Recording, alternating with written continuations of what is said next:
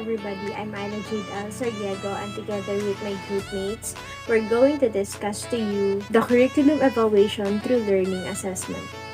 So our learning objectives here is to explain how curriculum can be evaluated through the assessment of learning outcomes, identify the levels of learning outcomes vis-a-vis levels of assessment, match the levels of learning outcomes with the appropriate assessment tools, interpret the value of assessment in terms of the grades assigned. We have gone a long way in understanding, interpreting, and applying the concept of curriculum can be evaluated right in the teacher's classroom.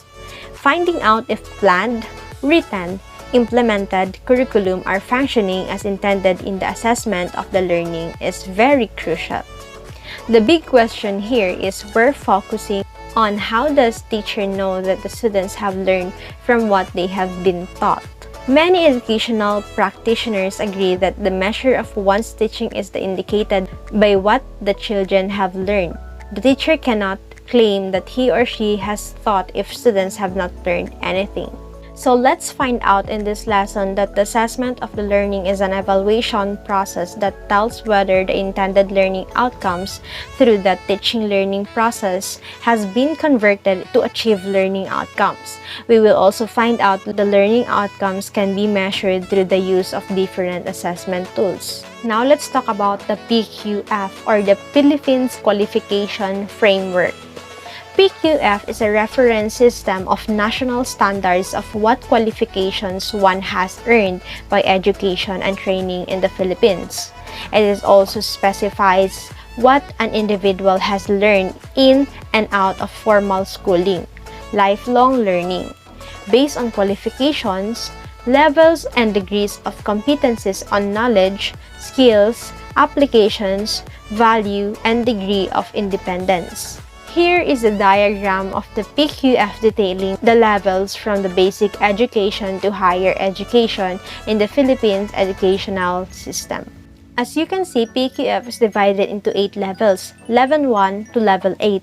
The first level is achieved by the grade 12 graduates who can be awarded a national certification qualified by TESDA. The other level qualifications progress along the educational ladder in the Philippines educational system from grade 12 in basic education. Higher education from baccalaureate to doctoral and postdoctoral level.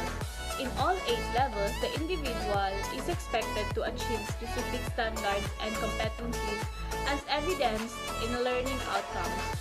The competencies are clustered into 3 domains, which are 1. Knowledge, skills, and values. 2. Application. 3. Degree of independence in responsibility.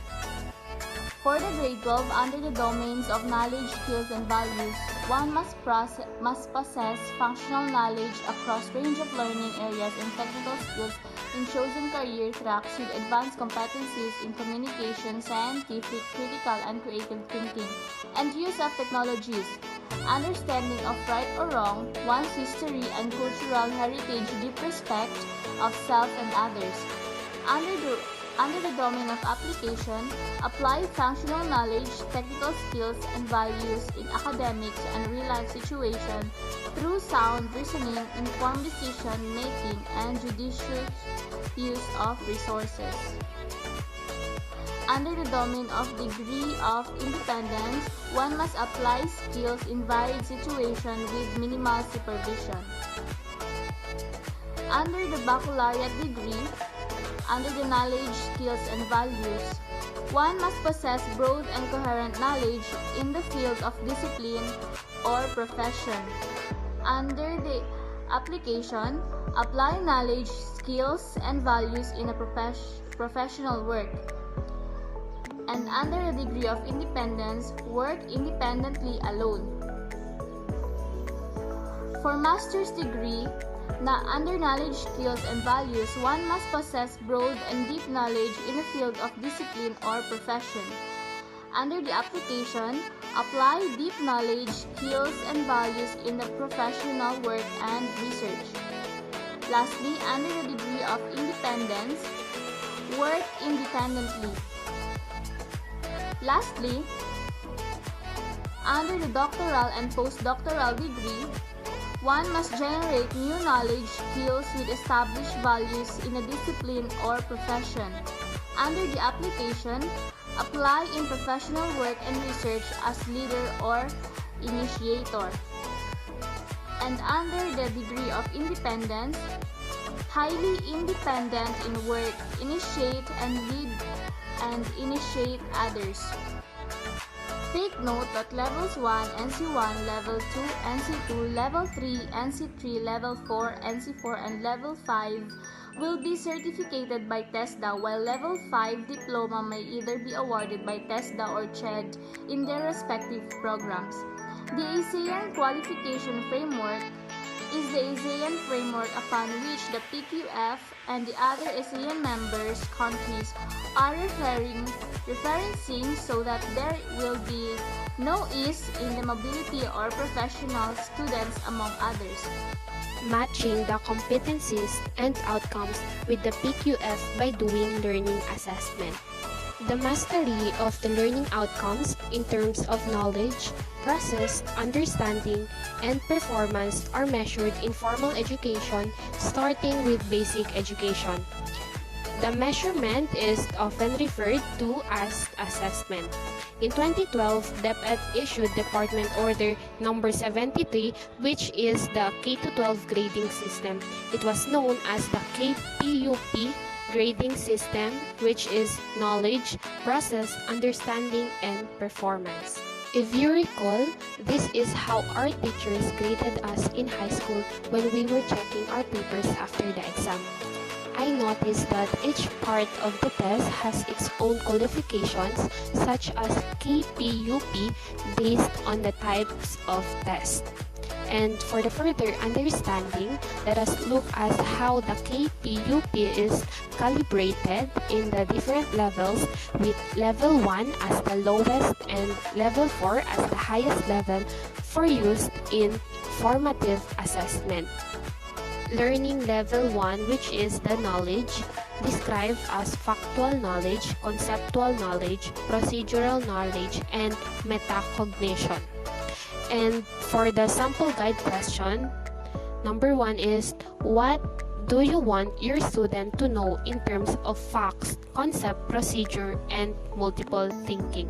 Example, parts of the body is the sky blue, how to dissect a frog, describe a typhoon. Level 2, which is the process. Skills that the student use based on the facts and information for making meaning and understanding. For the sample guide question, what do you want your student to do with what they know? Example, dissect a frog and identify the different major body parts. For the level 3, which is the understanding, described as making meaning to big ideas and concepts. And the sample guide question is, what do you want student to understand? Example, how to do the elements of weather interact to produce climate change. And for the level 4, which is the product or performance. Product or performance or project are evidences of learning. And for the sample guide questions, number 1 is, does your portfolio display evidence to show learning outcomes achieved? Number 2, can you create a one-act play to show the principles of dramatization? And lastly, what research paper can you undergo to report on the conservation of indigenous plants?